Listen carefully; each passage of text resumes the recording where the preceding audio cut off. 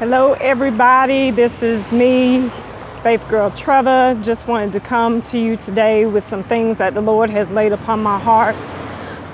The last couple of weeks, God has been dealing with me about fear.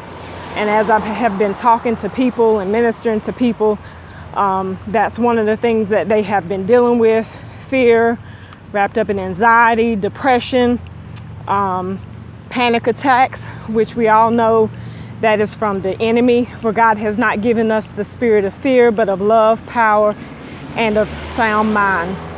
One of the things that God had showed me was sometimes we look at the hill, we sometimes look at the mountain, the things that are before us, and we become discouraged because of how or what we look at, what is presented before us. But if we can ever change our perspective on what we see, then what we see is not what we really see. So what I've been doing is I've been walking, trying to do some different things to better my life and better the things that God is preparing me to do, or equipping me and preparing me for what He has for me to do.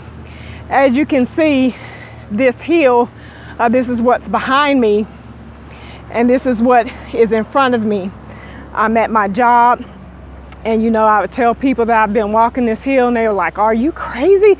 You know, that big old hill, you know, I need to be doing something like that or whatever." But it's all about what starts in your mind and what you want to do and what you want to accomplish.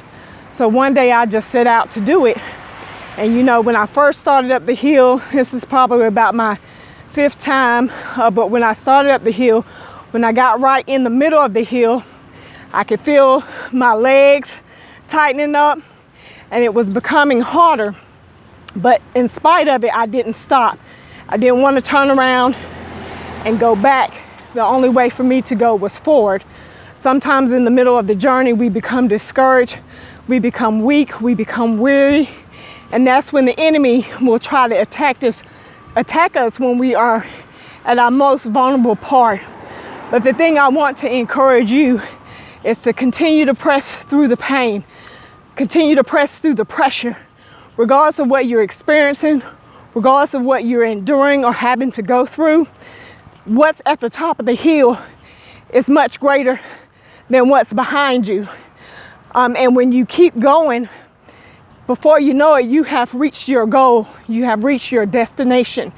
And so just be encouraged today. I love you with the love of Christ, and we can do this together. What's coming is better.